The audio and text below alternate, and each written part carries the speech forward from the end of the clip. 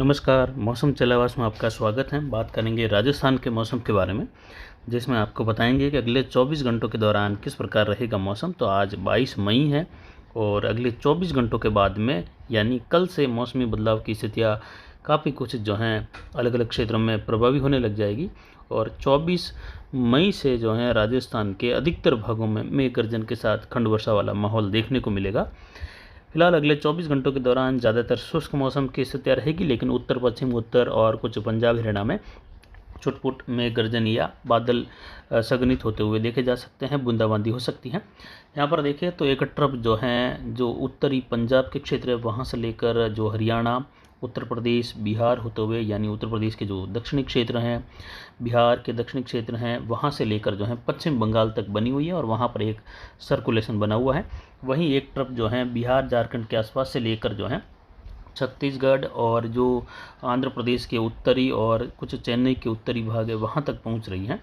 इसके अलावा अरब सागर से सीधे तौर पर आर्द्र हवाओं का प्रभाव कुछ प्रभावी रूप से राजस्थान और दक्षिण पूर्व पाकिस्तान, गुजरात के क्षेत्रों में बना हुआ है, जिसमें विशेष तौर पर देखें तो दक्षिण पूर्व पाकिस्तान और राजस्थान के जोधपुर संभाग और बीकानेर, अजमेर संभाग के क्षेत्रों तक विशेष प्रभावी हवाओं का दौर यहाँ पर या कह सकते हैं आर्द्र हवाओं का प्रभाव यहाँ पर बना हुआ है। ITC-Z का दायरा जो है दक्षिण मध्य भारत से लेकर कुछ पूर्वोत्तर राज्यों के करीब तक बना हुआ है। और अब आने वाले समय में मौसमी प्रणालियाँ किस प्रकार जो है नए रूप में आएगी या बदलेगी, कहाँ पर कौन सा सिस्टम जो है उभर सकता है, इसके बारे में भी चर्चा करेंगे। लेकिन ये बात ज़रूर ध्यान में रखें कि अब जो है अगले 24 से 36 घंटों के बाद में विशेष प्रभावी मौसम राजस्थान के ज़्यादातर जिलों में देखने को मिलेगा और ज़ोरदार या कहीं कह सकते हैं भारी, तो कुछ जगहों पर हो सकता है भारी से बहुत भारी वाली वर्षा भी छुटपुट इलाकों में दर्ज की जा सकती है। ऐसी संभावनाएं बन रही हैं। पिछले 24 घंटों के दौरान अधिकतम तापमान में फिर बढ़ोतरी होते हुए 45.25 डिग्री सेल्सियस रहा। वहीं न्यूनतम तापमान में घटत देखने को मिली क्योंकि आर्द्र हवाओं का प्रभाव रात से और बढ़ गया है। न्यूनतम तापमान 23.70 डिग्री सेल्सियस रहा। अधिकतम आर्द्रता का स्तर फिर से जो है आज सुबह के समय में बढ़ गया है 60.95%।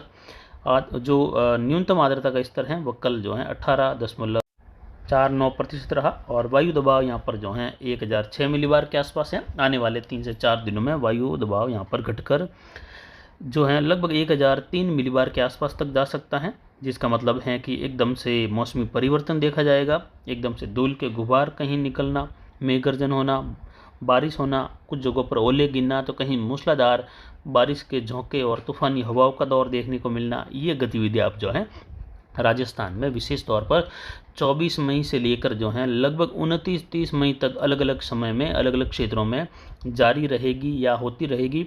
हो सकता है जैसे आज पाली ज़िले में बारिश हो गई तो कल नहीं हुई, परसों वापस हो गई, इस प्रकार का पैटर्न बना रहेगा। तो बारिश का विशेष प्रभाव जो है राजस्थान के अधिकतर भागों में देखने को मिलेगा। जिसमें नीले कलर का जो दायरा है देख सकते हैं लगभग ज़्यादातर जिले इसमें कवर हो रहे हैं जहाँ पर विशेष प्रभाव देखने को मिल सकता है। लेकिन इस नीले कलर के बाहर भी बारिश होगी, जैसे कोटा संभाग की ओर देखें या जैसलमेर बाड़मेर के पश्चिमी इलाके हैं, इन क्षेत्रों की ओर भी होगी, उत्तरी गुजरात, दक्षिण पूर्व पाकिस्तान वगैरह। लेकिन इस दायरे में विशेष प्रभाव और नए बादलों का निर्माण बार बार होता रहेगा। और इसके अंदर जो लाल कलर का दायरा बनाया हुआ है, इस दायरे के अंदर दो अलग अलग सर्कुलेशन का प्रभाव और ट्रफ का प्रभाव उभरने की संभावना है, जो कि हमारा अनुमान है।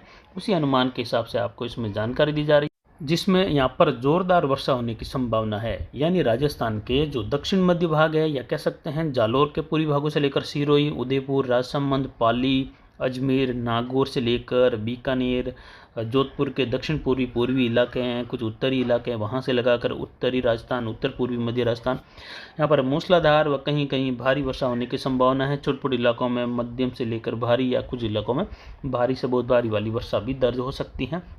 तो कुल मिलाकर संपूर्ण राजस्थान बारिश से प्रभावित रहेगा, जिसमें जोधपुर संभाग के भी अधिकतर भागों में जोरदार वर्षा दर्ज होने की संभावना है। कॉटन की बिजाई जहां पर चल रही है उन किसानों के लिए सलाह है कि आप कॉटन की बिजाई का कार्य, क्योंकि 23 मई के बाद बारिश की गतिविधियां राजस्थान में शुरू हो जाएगी। उसके बाद बारिश होने के बाद जो है हाथ से बिजाई नहीं कर सकेंगे और फिर लगभग अगले 10 दिनों तक इंतज़ार करना रहता है, दोबारा जुताई करनी पड़ेगी। इससे बढ़िया है कि आप जो है जिसमें हम कह सकते हैं कि पाली ज़िले के दक्षिण से लगाकर उत्तर तक के इलाकों में जो भी कॉटन की बुआई करना चाहते हैं वह कर सकते हैं 23 तक। उसके बाद में जो है लगभग आपको 8 से 10 दिनों की देरी होगी, उसके बाद ही आप बिजाई कर पाएंगे।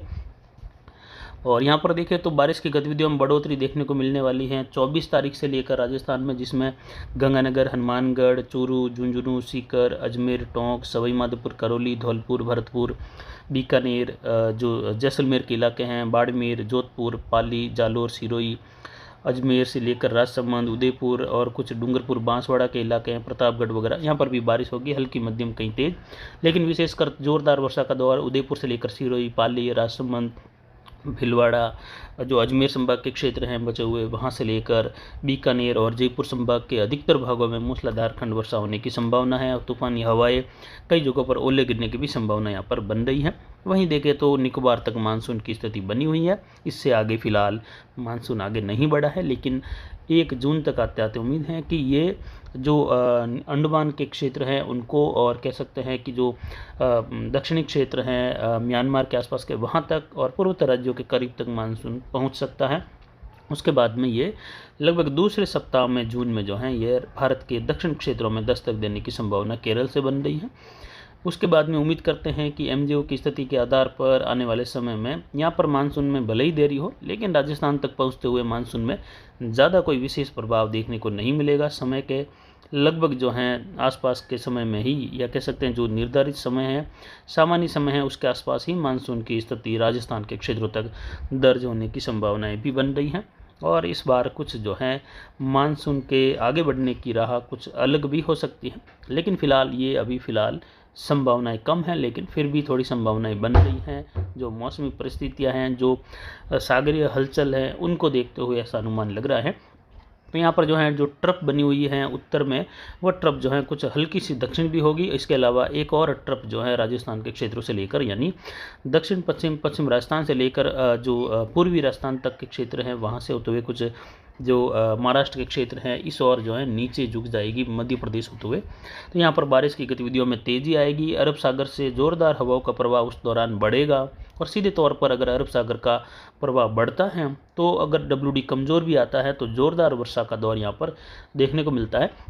लेकिन ज़्यादातर देखा जाता है कि WD आता है, उस दौरान हवाएं जो है राजस्थान की ओर या गुजरात और जो पाकिस्तान की ओर नहीं बढ़ रही होती हैं। लेकिन जब WD आता है, सर्कुलेशन या कह सकते हैं परिसंचरण तंत्र बनता है, उसके बाद हवाएं प्रभावी होने लगती हैं, और जब तक कि हवाएं प्रभावी होकर कुछ आर्द्रता बढ़ाती हैं, उससे पहले ही WD आगे निकल जाता है। लेकिन इस बार पहले से ही हवाएं लगातार जारी हैं अरब सागर से, तो आने वाले WD एक के बाद एक, यानी एक 23 तारीख के आसपास आ रहा है WD, तो एक वहीं जो है 27-28 मई के आसपास आ रहा है WD। 2 लगातार WD से प्रभावी मौसम देखने को मिलेगा, ज़ोरदार वर्षा देखने को मिलेगी, जिसमें हमने आपको बताया जोधपुर संभाग, बीकानेर संभाग, अजमेर संभाग, उदयपुर संभाग और जयपुर संभाग के भरतपुर संभाग तक के इलाके रहेंगे। तो कुछ कोटा संभाग में भी बारिश की गतिविधियाँ उस दौरान दर्ज होगी।